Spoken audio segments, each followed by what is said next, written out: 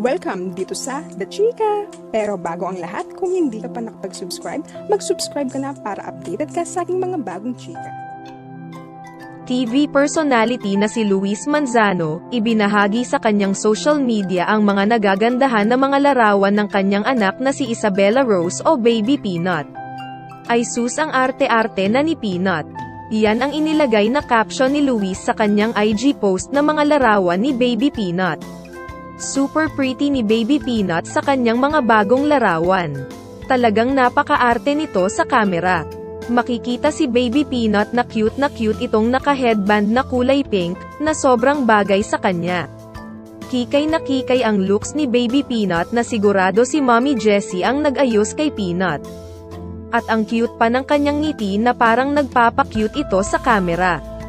Maraming netizens pinusuan ang post ni Luis at napakomento ang mga ito. Sobrang napawaw ang netizens sa ganda ni Baby Peanut. At may ilang netizens din na nagsabi na, kamukha siya ng kanyang Lola V. Lalo na raw kapag naka-headband ito.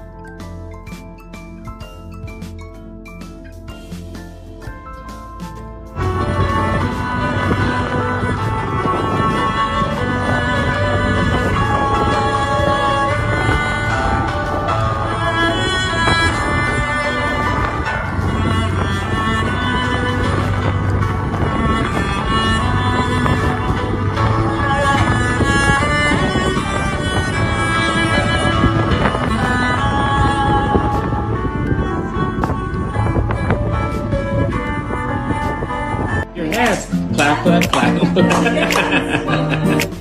How about kiss? Mwah. Mwah! Uy, show to papa. Show to papa. Come here, come here. Peanut, peanut, peanut. Mwah. Mwah!